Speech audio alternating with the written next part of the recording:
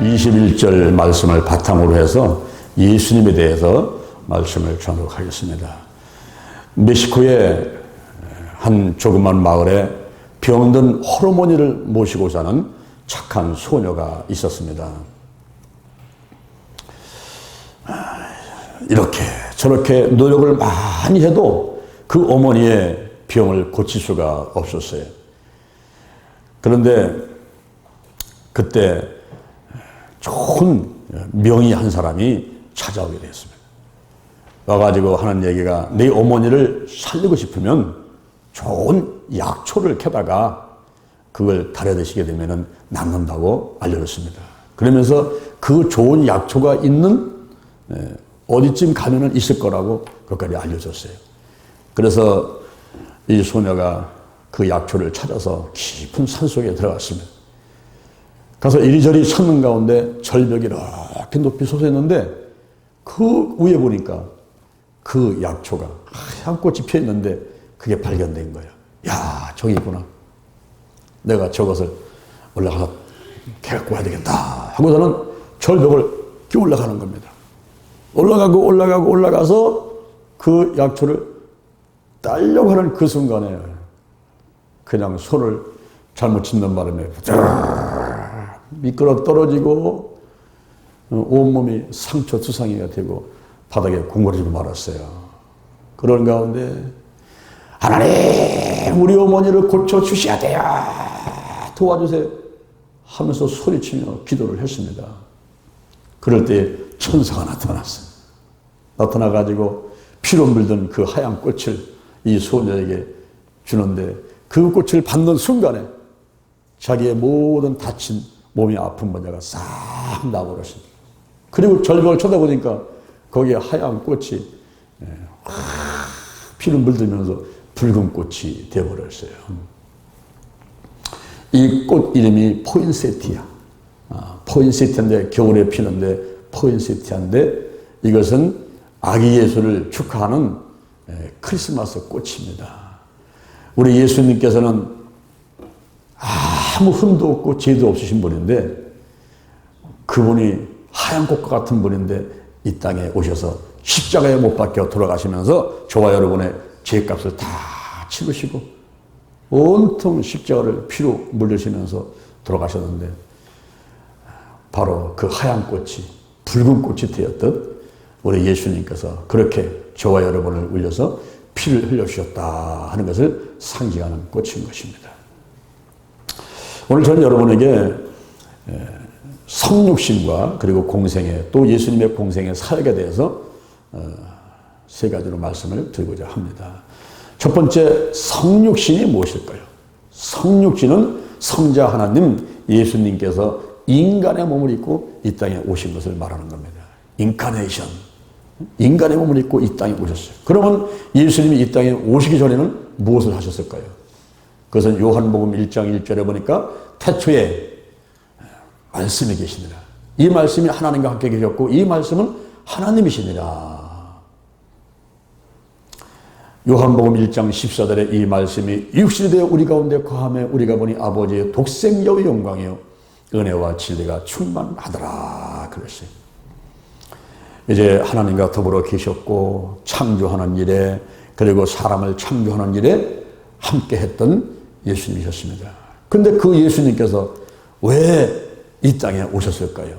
그 오신 목적은 성경의 예언을 성취시키러 오셨습니다. 창세기 3장 15절을 원복음이라고 하는데 아담과 하와가 선악과를 따먹지 말라고 했는데 그 선악과를 따먹음으로 말미암아서 원죄를 짓게 되고 그로 인해서 하나님께서 뱀한테, 여자한테, 남자한테 형벌을 내리게 됩니다. 그때 뱀에게 너는 이제 여자와 원수가 되게 하고 여자의 후손도 너의 후손과 원수가 되게 하리니 여자의 후손은 내 머리를 상하게 할 것이지만 너는 그의 발꿈치만 상하게 한다 하는 창세기 3장 15절의 말씀이 있는데 이것을 원복음이라고 그래요. 원복음. 근데 그 창세기 3장 15절에서 예언된 그 말씀이 예수님이 이 땅에 오심으로써 이루어지게 되는 것입니다.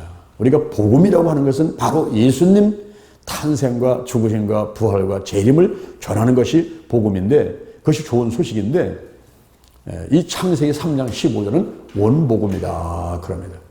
그리고 예수님께서 오신 것은 아버지를 계시하기 위해서 나를 본 자는 아버지를 보았거늘 어찌 아버지를 보이라 하느냐. 하나님을 본 사람은 아무도 없지만 예수님을 본 사람들은 하나님 아버지를 본 것 같이 하나님을 계시하기 위해서 이렇게 예수님께서 오셨습니다. 그리고 죄를 사해 주시기 위해서 오셨고 또 요한 1서 3장 8절에 마귀의 일을 멸하러 오셨다 그랬습니다. 그런데 예수님이 오실 때 그 출생, 탄생 이때 신비스러운 일이 있었어요. 그것은 먼저 성령으로 잉태됐다 하는 것입니다. 요셉과 마리아는 정혼을 했습니다. 오늘날로 말하면 약혼을 한 거예요. 법적 부부는 아니지만은 그러나 약혼을 해서 정혼을 해서 부부나 다름없습니다. 그런데 이 여자가 부인 될 사람이 임신이 된 거예요. 배가 불러오는 거예요. 그러면 그 남자가 어떻게 생각하겠습니까? 나하고는 한 번도 잠자리 한 적이 없는데 배가 불러오니 저 여자 다른 남자가 바람핀 거 아니야? 그 당시 그런 일이 있으면은 모세 율법에는 돌로 쳐서 죽이라고 그랬거든요. 그러니 그 사실이 알려지게 되면 자기가 혹시 고소를 하게 되면은 이 여인은 죽게 돼 있어요. 그런데 요셉은 의로운 사람이라 내가 참지 입고 담고서는 조용히 끊어버리려고. 그럴 때에 밤에 잠을 자는데 꿈에 사자 나타났어요. 주의 사자 나타나서 요셉아 내 아내 마리아 데려오기를 무서워하지 말라. 그가 잉태된 것은 성령으로 된 것이니 아들을 낳을 것이다. 이름을 예수라 하라. 참 놀라운 일이죠. 성령으로 잉태되신 분이 바로 예수님이십니다. 그리고 이분은 여자에게서 나시고 그랬어요. 이사야 7장 14절에 보니까 처녀가 잉태하여 아들을 낳을 것이요.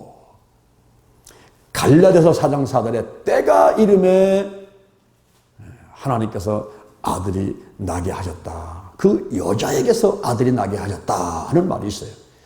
여자 후손으로 여자에게서 났다 하는 것은 남자의 피를 받고 태어나지 않았으니 원죄를 가지고 태어나지 않습니다. 그런데 예수님 이외의 모든 사람들은 이제 남자가 부모를 떠나 아내와 연합해서 한 몸을 이루는 가정에서 사랑하는 가운데 아이들이 태어나지 않습니까? 그럴 때는 아담과 하와가 지었던 그 원죄가 그대로 전가돼서 모든 사람이 죄인으로 태어나게 되는 거예요.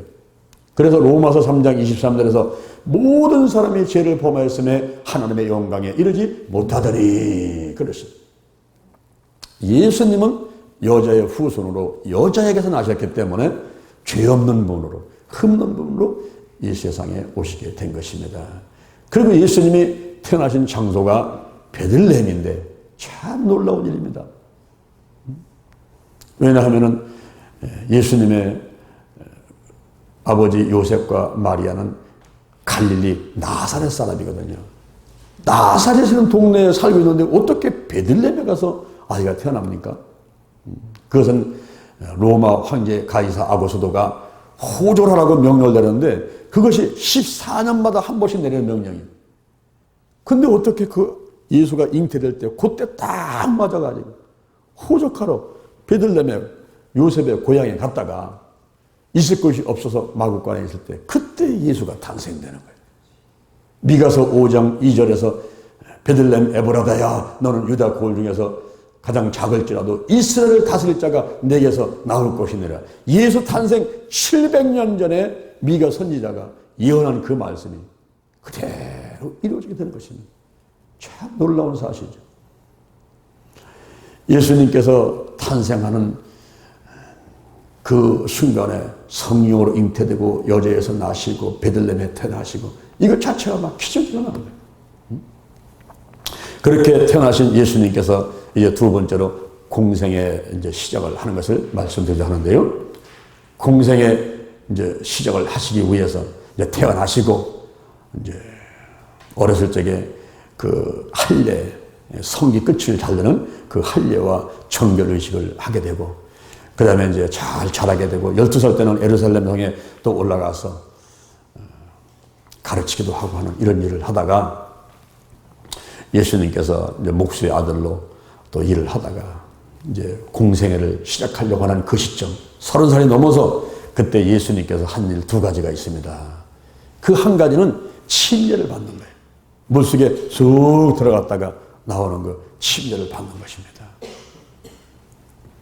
예수님께서 요단강에서 물속에 들어갔다 나오시니까 세례 요한한테 이제 세례를 받는데 나올 때 나오시니까 하늘에서 성령이 비둘기같이 임하시면서 하늘에서 소리 들리는데 이는 내 사랑하는 자요 내 기뻐하는 자다 하고 소리 들립니다. 그리고 예수님께서 하나님의 일을 시작하기 전에 또 한 가지 하신 일이 있어요. 그것은 40일간 금식하면서 마귀에게 이끌려가지고 성령께 이끌려가가지고 마귀의 시험 받는데 광야에 가서 마귀한테 시험을 받습니다. 그 시험은 세 가지인데 하나는 물질 시험, 하나는 명예 시험, 하나는 권력의 시험을 받게 되는 거예요. 예수님은 40일간 금식하신 분입니다. 그런데 네가 하나님의 아들이거든 이 돌을 떡덩이를 만들어 봐라. 얼마든지 하실 수 있는 예수님이지만은 그 물질 시험을 이기기 위해서 그 유혹을 이기기 위해서 떡을 만들지 아니하시고 신명기 8장 3절 말씀으로 그 시험을 물리치십니다. 사람이 떡으로만 살 것이 아니라 하나님의 입으로는 모든 말씀으로 살 것이니라. 그 다음에 이제 마귀가 예수님을 성전 꼭대로 데리고 올라가가지고 내가 하나님의 아들이면 한번 뛰어내려 보라는 거예요. 그러면 천사들이 와서 밭으로 다치지 않게 해줄 텐데 나 한번 뛰어내려 봐라. 그러니 거기 속지 않지요. 예수님께서 신명기 6장 16절 말씀을 인용해서 주 너희 하나님을 시험치 말라. 또 그 명예의 시험을 이기시고 그 다음에 세 번째 이 마귀가 지극히 높은 산으로 데리고 가서 천하만국과 영광을 보여주면서 내게 절을 한번 해봐라.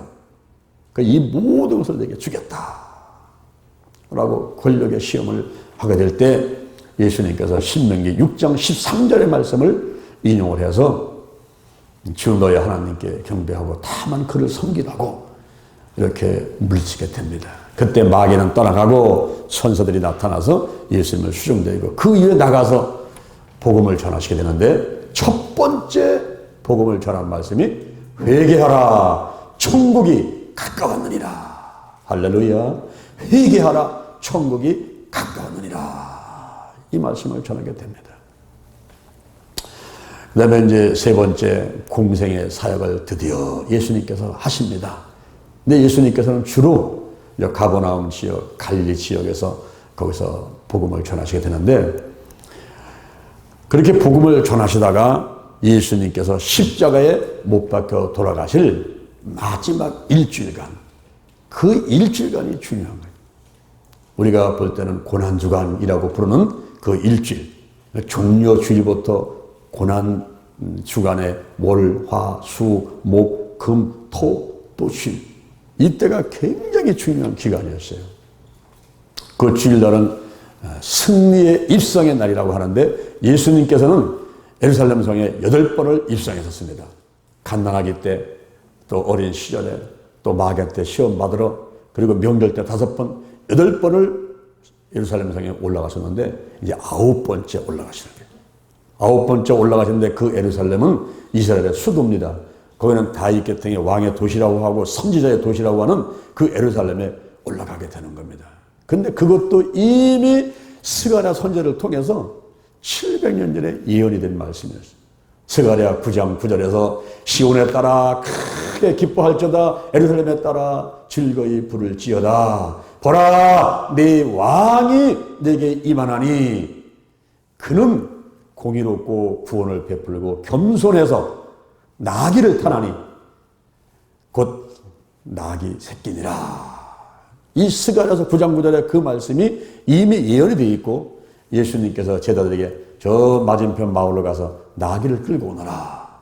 나귀와 나귀 새끼를 끌고 오너라. 그때 누가 만약에 뭐라고 그러면 주가 쓰시겠다. 마태복음 21장 3절 주가 쓰시겠다 하라.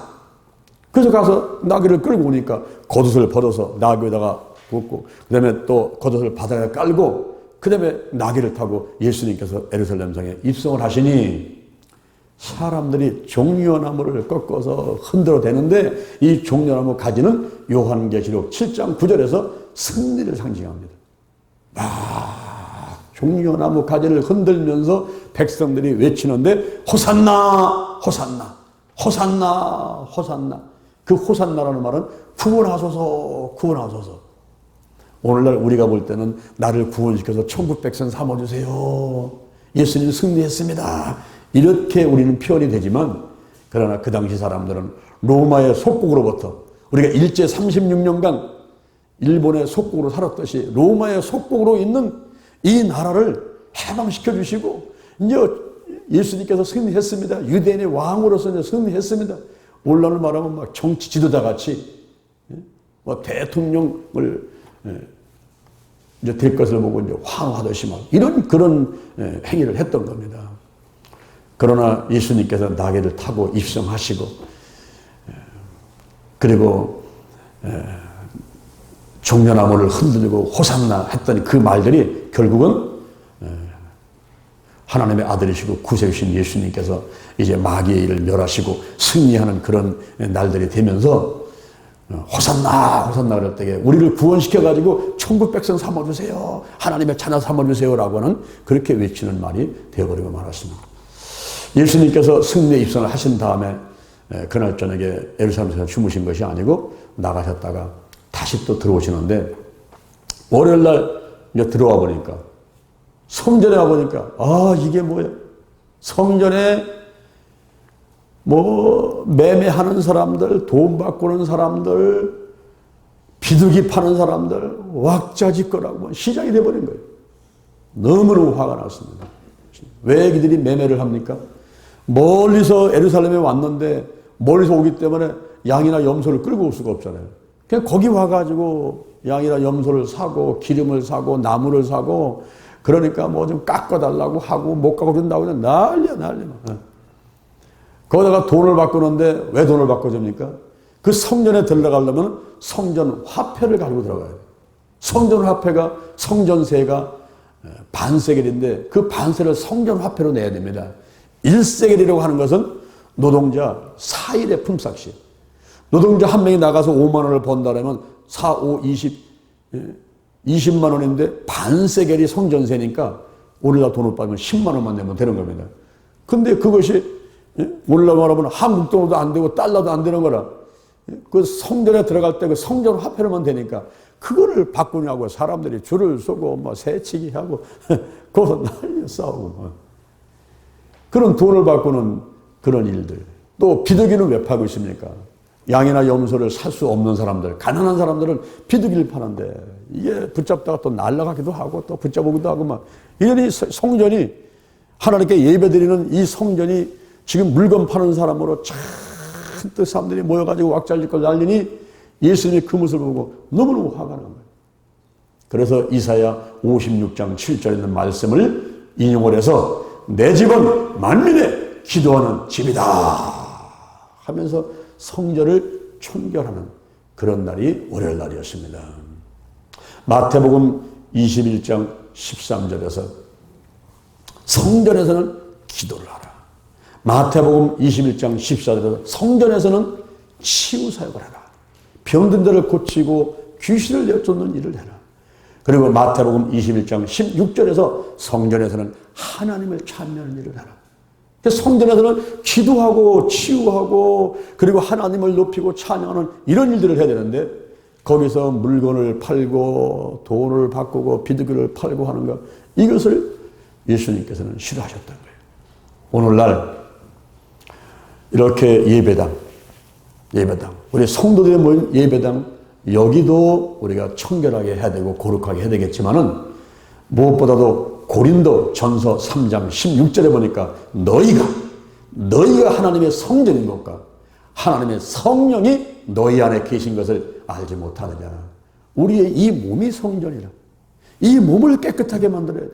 그런데 이 몸이 온갖 갈라디아서 5장 19절 이하의 음행과 더러운 것과 호색과 우상숭배, 술수, 원수 맺는 것, 분내는 것, 분지하는 것, 시기하는 것, 당짓는 것, 분리, 이단, 특이, 술 취한 방탕함들 그냥 욕심으로, 사심으로, 근심으로, 걱정으로, 불안, 두려움, 미움으로 꽉 들어차 있으니까 예수님께서 기뻐하시겠습니까? 너부터 잘하세요. 너나 잘하세요. 너부터 잘하세요. 이 몸이 영적으로, 혼적으로, 육적으로, 환경적으로 더러워진 것을 이거를 먼저 치유하고 그 다음에 와가지고 하나님을 찬양하고 기도하고 예배드리고 해야 되는데, 그래서 비우고 채우고 사용하고 하는 게 있습니다. 여러분, 대나무가 왜 속이 빕니까? 이 대나무가 보면 속이 비어 있잖아요. 왜 비어 있는지 아세요? 그 겉에, 이 겉을 딱딱하게 만들기 위해서 비어 있다는 거예요. 그리고 속이 비어야 이 대나무가 자란다는 겁니다. 우리가 이 속에 있는 더러운 것들이 이게 깨끗하게 비워져야 우리의 믿음이 자라는 거예요. 신앙이 자라는 겁니다. 그러면서 겉으로 단단하게 되는 거예요. 하나님 앞에, 다른 사람 앞에, 내 양심 앞에서 떳떳하게 설 수가 있는 거예요. 그러나 죄진 사람들은 밤중에만 그냥 골목에 숨어가지고 어두운 데만 사는 거예요. 이 죄진 사람들은 떳떳하게 다닐 수가 없어요. 그러나 대나무 속이 펴가지고 겉이 딱딱해지듯이 우리가 전부 다 내려놓고 회개하고 용서하고 믿음으로 충만한 사람은 하나님 앞에, 사랑 앞에 단단하게 서가지고 우리 하나님께 영광 드리는 삶을 살 수가 있게 되는 것입니다. 할렐루야. 그 월요일 날은요, 성전을 청결하게 하는 날이었어요. 그렇게 해놓은 다음에 화요일 날 예수님께서는 무슨 일을 했을까요? 화요일 날은 변론의 날인데 그날은 많은 것을 가르치셨어요. 너희들에게는 권세가 있다. 권세. 고양이가 태어나면서 쥐를 잡아먹을 수 있는 그러한 동물로 태어나듯이 너희들이 이제 하나님의 자녀가 되는 순간 너희들은 하나님의 권세를 가졌기 때문에 마귀를 무서워하지 마. 질병을 무서워하지 마. 문제 앞에 떨지 마. 너희들은 권세가 있어. 권세가. 누가복음 10장 19절 이하에 내가 너에게 뱀과 전갈을 밟으며 원수의 모든 능력을 제어할 권세를 주었으니 너희를 해할 자가 결단코 없느니라. 결단코 없느니라. 이 권세에 대해서 말씀을 하시면서 가르쳐 주시고, 그 다음에 포도원의 비유를 통해서, 자, 여기 한 아버지가 있는데 큰아들이 있다. 작은 아들이 있다. 이 아버지가 큰아들한테, 얘야, 지금 아버지는 바쁘니까 포도원에서 일 좀 도와줘. 그랬더니 큰아들이, 네, 알았습니다. 제가 꼭 가겠습니다. 이러고는 안 와버렸네. 철석같이 약속을 해놓고 안 와버렸어요. 근데 두 번째 아들은, 얘야, 아버지 좀 도와줘. 그랬더니, 아유, 아버지, 저 좀 바빠요. 바빠가지고 다른 일 때문에 못 가겠는데요? 그래요? 그런데 그 아들이 왔어. 가만히 생각하니까 자기도 바쁘긴 하지만 아버지를 도와드리겠다 생각하고는 왔단 말이에요. 이럴 때 누가 그 아버지의 뜻대로 행한 자냐? 그랬어요. 여러분이 생각할 때는 누가 아버지의 뜻대로 행한 자입니까? 그 둘째 아들이 바쁘긴 하지만 열리 제쳐놓고 달려왔잖아요. 얘야, 우리 같이 새벽기도 하자. 아유, 나 바빠요. 지금 우리 남편 또 출근시켜야 되고 애들 학교 보내야 바빠요. 나 못 갈 것 같아요. 근데 와버렸어. 바로 그런 것을 얘기를 한 겁니다. 그리고 잔치에 대해서, 혼인잔치에 대해서 비유를 말씀하시면서, 이제 잔치가 열렸으니까 청첩장만 보낼 거 아닙니까? 근데 사람들이 안 오는 거야. 다 바쁘다고 안 오는 거예요. 그러니까 나가가지고 사람들을 그냥 다 데리고 와라. 이 사람 저 사람 다 만나고 다 데리고 와라. 장대 갖다 앉혀놨어. 앉혀놓고 주위에 다니면서 보니까 거기 와서 보니까 의의 옷을 입지 않은 사람이 와서 앉아있던 거예요. 그때 청함을 받은 사람은 많지만 택함을 받은 사람은 적다. 저 사람은 끌어내라. 그런데 의의 옷을 입지 않은 사람은 그 자리에 와서 앉아있었지만 돌 쫓겨나가는 거예요. 오늘날 우리가 예수를 믿고 예수의 의의 옷을 입지 않고 만약에 이 자리에 와서 앉아있다고 한다면 하나님은 그 사람을 제쳐놓을 겁니다. 그러니까 우리가 예수의 벌로 죄를 씻어놓고 성령의 운행하신 가운데서 하나님의 자녀가 되고 믿음 갖고 와서 있는 그 사람, 택함을 입은 사람은 적다 그렇게 말씀하고요.